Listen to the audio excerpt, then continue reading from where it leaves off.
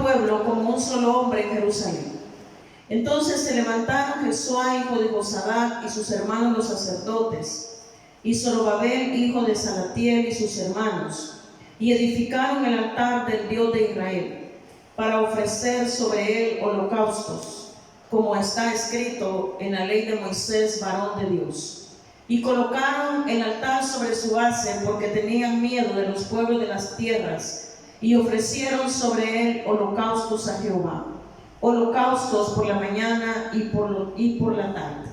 Celebraron asimismo la fiesta solemne de los tabernáculos, como está escrito, y holocaustos cada día por orden, conforme al rito, cada cosa en su día. Dejémoslo ahí. El águila es el ave con mayor longevidad de esas especies. Dicen los estudiosos que llega a vivir 70 años, pero para llegar a esa edad, a los 40 años, debe tomar una seria y difícil decisión.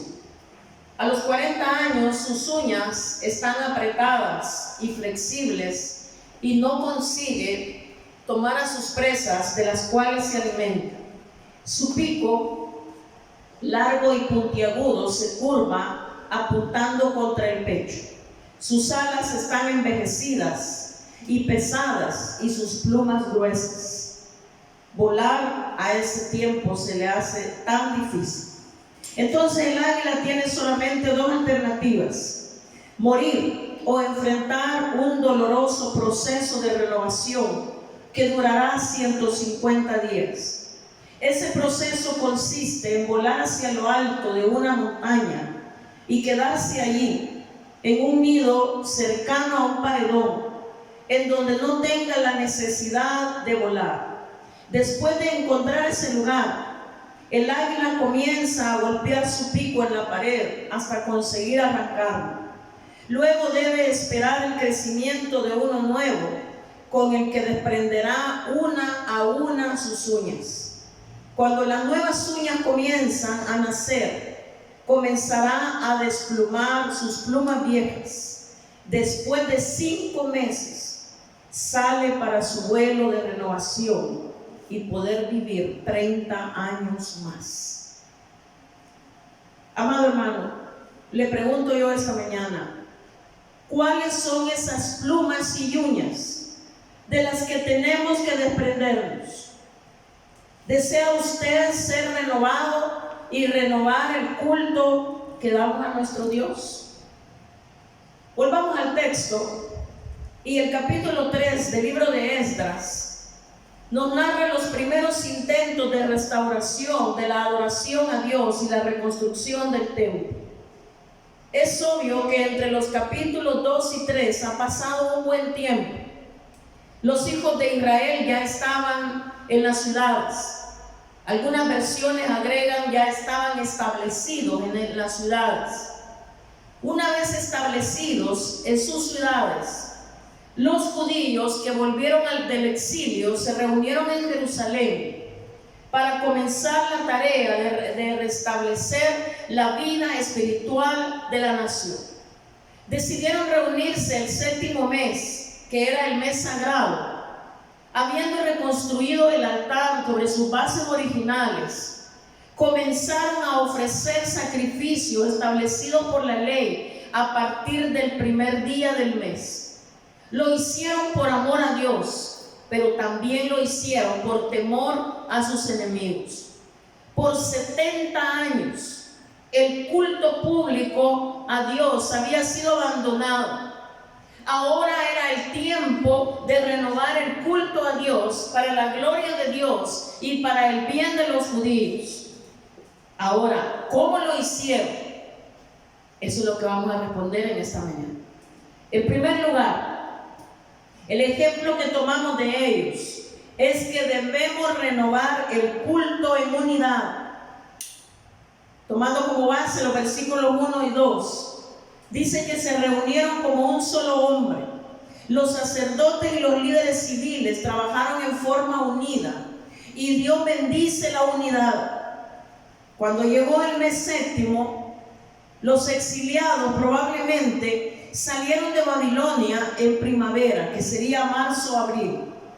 El viaje había llevado unos 4 meses y cuando por fin llegaron a Jerusalén, lo primero que hicieron fue establecerse en sus pueblos y construir sus casas. Luego de 70 años de ausencia había bastante que hacer. Sin embargo, al parecer lo hicieron con cierta rapidez, porque para el 7º mes ya estaban listos para reunirse en Jerusalén y comenzar el proceso de restaurar el culto a Dios. En el calendario judío, el 7º mes se le llama Tisri y corresponde a la segunda mitad del mes de septiembre y la primera parte de octubre. Era un mes particularmente sagrado por la cantidad de fiestas que se celebraban en ella, en especial la fiesta que se celebraba la fiesta de los tabernáculos. Es interesante notar que fue en este mes que Salomón dedicó el primer templo y celebró una fiesta espiritual. Y aunque la Reina Valera traduce cuando llegó, el contexto indica que habría que traducir cuando se acercaba. Decimos esto porque lo leemos en el versículo 6, que indica que para el primer día del 7º mes ya estaban usando el altar para ofrecer sacrificios. Esto señala que el altar mismo fue construido antes del inicio del 7º mes. Y dice, se juntó el pueblo como un solo hombre en Jerusalén. Y aunque el texto no lo dice, se supone que el pueblo reunió en este mes, por acuerdo mutuo, se juntaron. Probablemente al llegar juntos a Jerusalén decidieron tomar cierto tiempo para reconstruir sus casas y acordaron reunirse en Jerusalén en el 7º mes para comenzar la tarea por la cual habían regresado del exilio. El deseo era el poder celebrar la fiesta de los tabernáculos y por ello había que primero reconstruir el altar del sacrificio. Esto requería un trabajo de unidad. Por tanto, es interesante notar el énfasis que nos dice, se juntó el pueblo como un solo hombre. Es decir, hubo un acuerdo total. Todos eran de una sola mente. Todos dejaron sus cosas en el campo para juntarse y dedicarse al servicio a Dios. Seguramente la emoción de todos era fuerte, y eso lo podemos leer en los Salmos 85 y 126 para entender el espíritu de los judíos en este tiempo. El versículo 2 nos dice, y edificaron el altar del Dios de Israel. En la historia de Israel, levantar un altar a Dios era algo muy significativo. Esto fue lo que hizo Abraham cuando entró al entrar en la tierra prometida. Esto fue lo que hizo Isaac y Jacob también. Y varios de los héroes de Israel eligieron altares. Tenemos ahí a Moisés, tenemos ahí a Josué, a Gedeón, a Samuel. Uno de los momentos impresionantes en la historia de Israel fue cuando el profeta Elías arregló el altar de Jehová que estaba arruinado y llamó fuego del cielo. Originalmente este altar era de tierra. Dios permitió que se hiciera de piedra no labrada, pero al final ordenó que se hiciera uno de madera revestido de bronce. Ahora le tocó al grupo de exiliados que volvieran del exilio a erigir el altar. Y lo tuvieron que hacer porque los judíos, o los pocos judíos que habían quedado en Judá, no se preocuparon por el altar de Dios. Por 70 años Dios no había sido adorado en forma visible en Jerusalén. Y dice que lo hicieron para ofrecer sobre él holocausto. El altar que había sido construido era el altar de bronce que se usaba para los holocaustos. Todos estos detalles los encontramos en Éxodo 27 y 38. Era necesario ofrecer sacrificios a Dios para expiar sus pecados, para purificarse y pedir la bendición de Dios sobre todo el proyecto de construir el templo. Sin embargo, era más urgente la preparación necesaria para celebrar las diferentes fiestas espirituales del séptimo mes. Los holocaustos eran sacrificios quemados. Noé ofreció esta clase de sacrificio cuando salió del arca.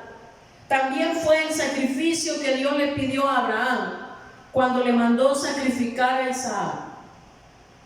También, hermanos, ese sacrificio Dios nos pide a nosotros. Es más importante restaurar nuestra vida espiritual. Nuestro corazón es el altar de Dios. No es un lugar físico, sino es nuestra vida, nuestro cuerpo, dice la Biblia, es templo y morada del Espíritu Santo. Hemos visto que la renovación del culto, en primer lugar, fue en unidad. El segundo ejemplo que tomamos de ellos es que debemos hacerlo de acuerdo con la palabra de Dios. Y dice que edificaron el altar para ofrecer holocaustos, como está escrito en la ley de Moisés. Colocaron el altar sobre su base, no en cualquier lugar. Celebraron la fiesta de los tabernáculos, dice el texto en el versículo 4, como está escrito, cada día por orden conforme al rito. Por 70 años fueron disciplinados por no obedecer la palabra de Dios. Ahora que estaban otra vez en Jerusalén, tenían la urgencia de obedecer a Dios al pie de la letra. Y vean lo que dice el texto, como está escrito en la ley de Moisés. Tenemos todos estos detalles en los primeros 6 capítulos de Levítico. Esta frase indica la preocupación por guardar la ley de Dios, que parece caracterizar la actitud de estos judíos. En el versículo 3, y colocaron el altar sobre su base, porque tenían miedo de los pueblos de la tierra. Algunos comentaristas interpretan la frase sobre su base como indicando que lo construyeron exactamente donde había estado antes, en el templo de Jerusalén. Esta interpretación se fundamenta en que la palabra en el hebreo traducida bases significa pedestal. Para asentar el nuevo altar sobre la base del antiguo altar, obviamente fue necesario hacer un estudio de las ruinas del templo. Con cuánto amor y cuidado habrán hecho esta investigación. Las palabras, porque tenían miedo de los pueblos de las tierras, no deben ser interpretadas como si fueran una explicación de la ubicación del altar, sino que deben ser entendidas como una explicación de la razón por qué construyeron el altar. Los que habían vuelto de Babilonia ya sentían la amenaza de los pueblos vecinos, y este temor les llevó a apresurar la reconstrucción del altar para poder hacer sacrificios respectivos y así clamar a Dios por su protección. En otras palabras, este altar fue levantado no simplemente como una expresión de fe y devoción, sino también en parte por temor. Y esto también indica que no todo andaba bien en la vida de estas personas, aunque no debemos juzgarles tan severamente, ya que de los 70 años del exilio es obvio que no volverían con una fe pura y fuerte. Muchas veces es el temor que nos incentiva a obedecer a Dios con mayor celeridad. No es la mejor razón, pero Dios a veces usa esto para incentivarnos a cuidar nuestra vida espiritual.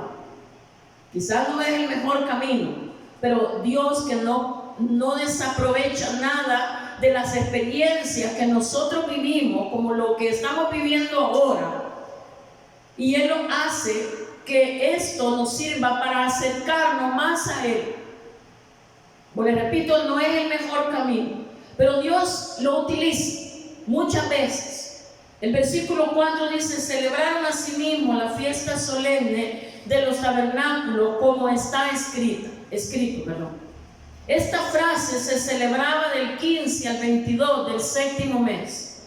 Durante ese tiempo el pueblo tenía que vivir en chozas hechas de las ramas de los árboles y otras cosas como la ley lo establecía.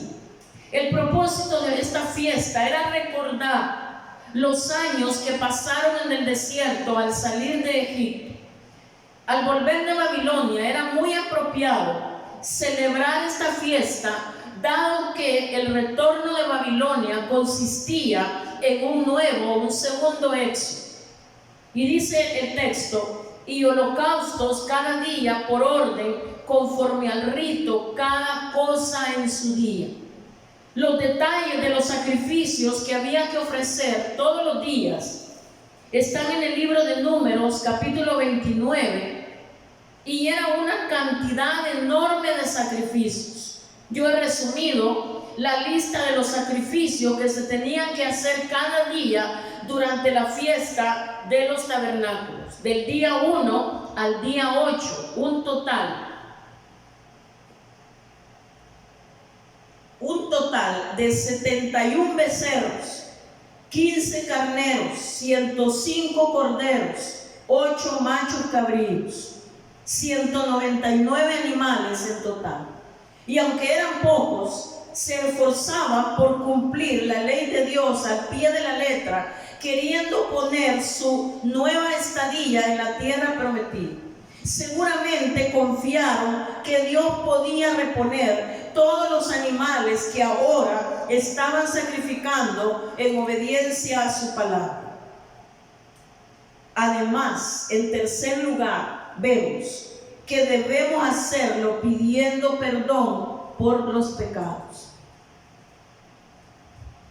Este es el tercer punto en esta mañana.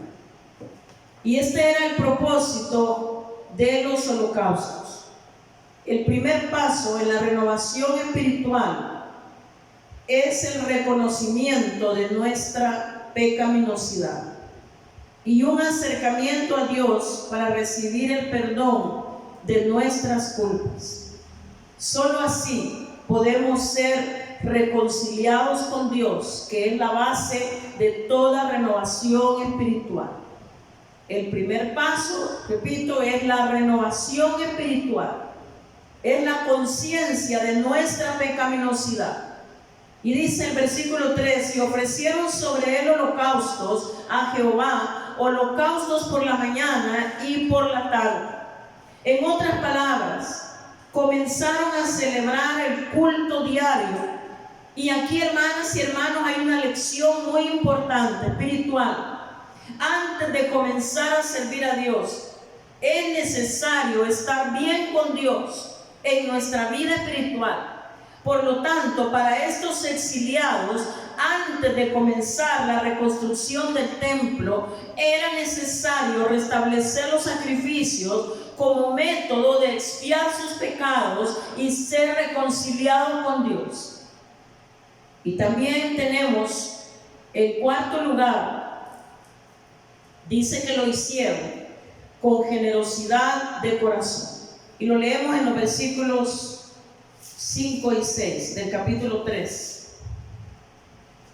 Y dice así: además de esto, el holocausto continuo, las nuevas lunas y todas las fiestas solemnes y todo sacrificio espontáneo, toda ofrenda voluntaria a Jehová.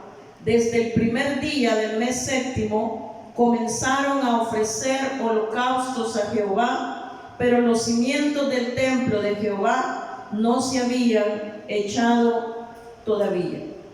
El séptimo mes era un mes sagrado, con múltiples celebraciones espirituales, y éstas requerían una cantidad enorme de sacrificios, los cuales los judíos ofrecieron con gratitud.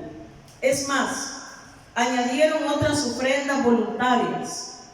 Obviamente hubo un espíritu de generosidad, un buen ambiente para renovar la vida espiritual.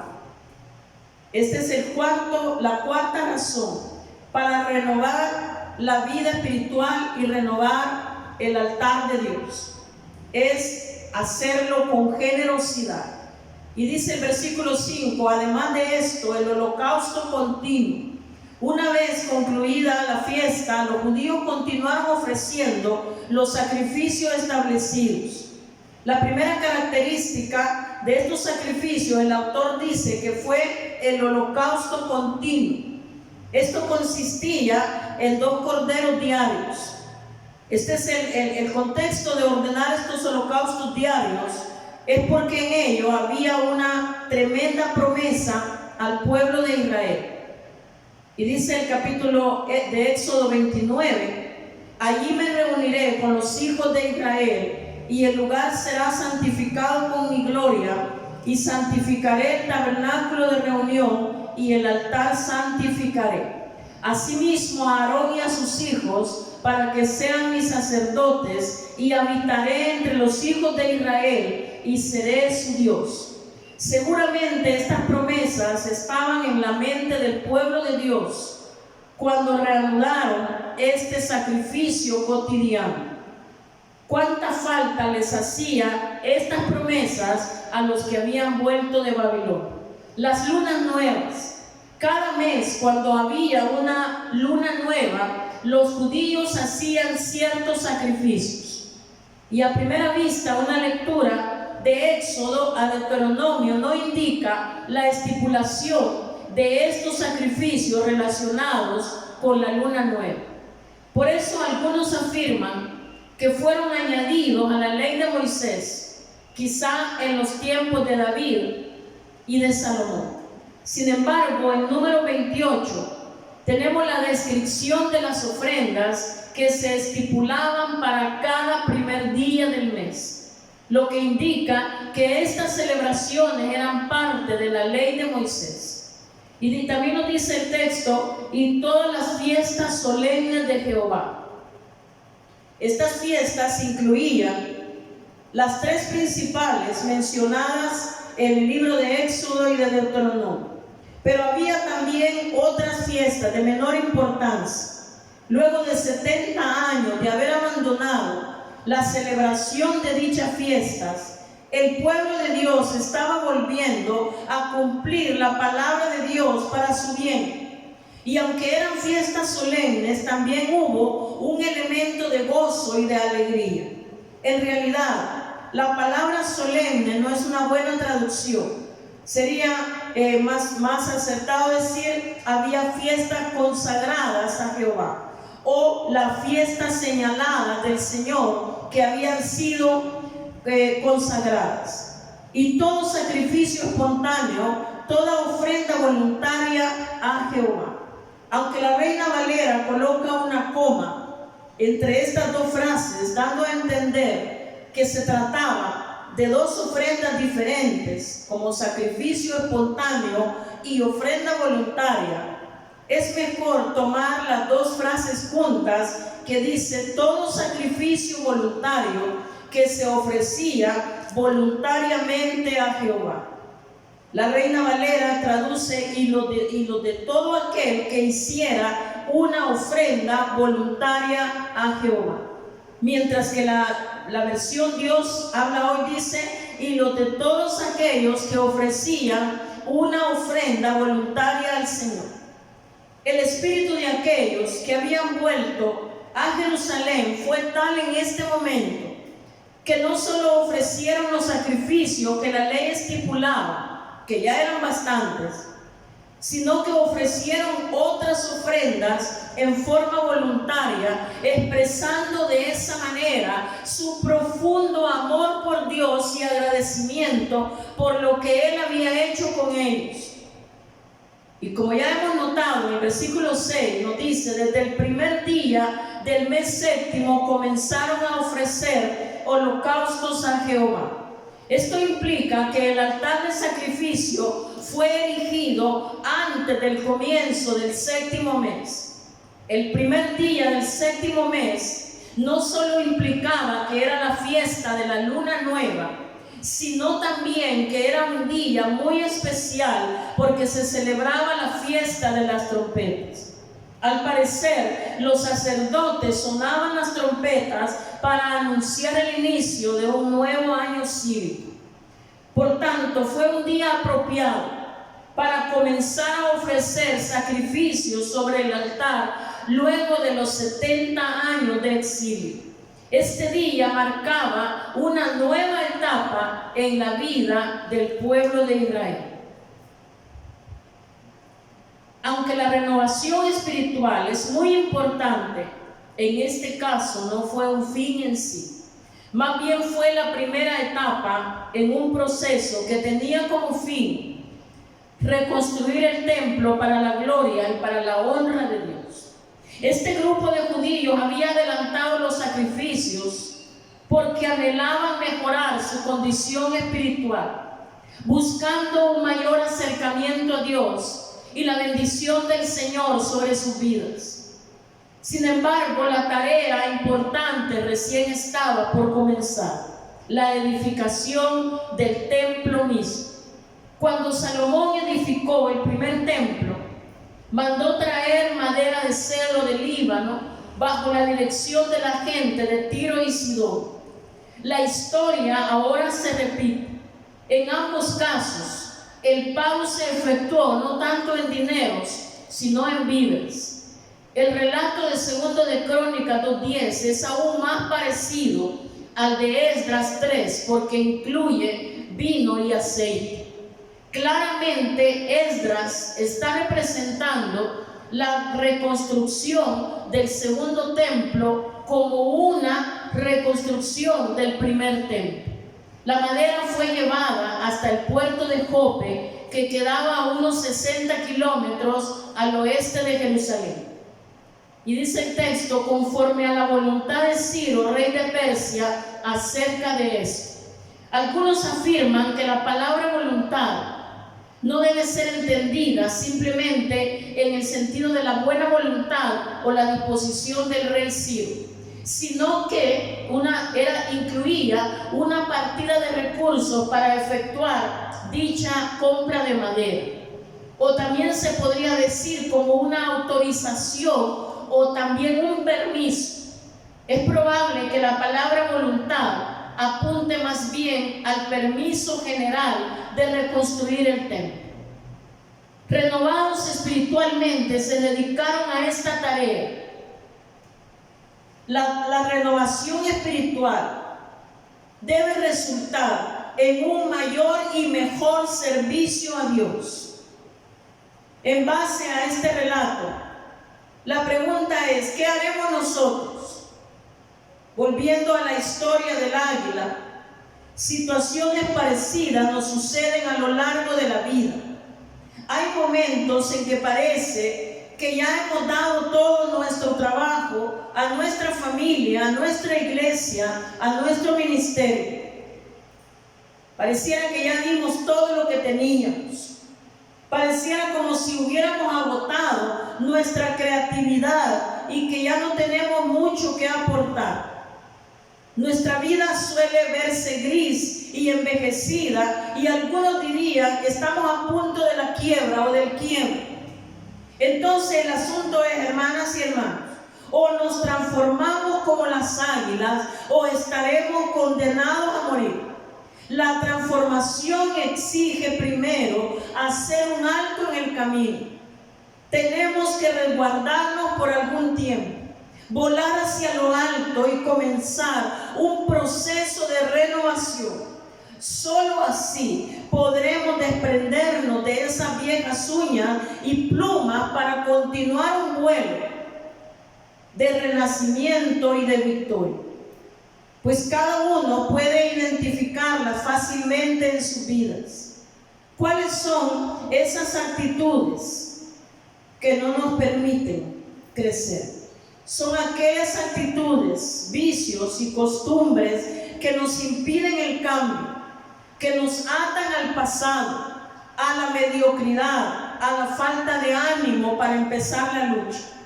En otros puede tratarse de resentimiento, de complejos de alta o de baja autoestima, que nos nublan la vista y la capacidad de ser objetivos con nosotros mismos.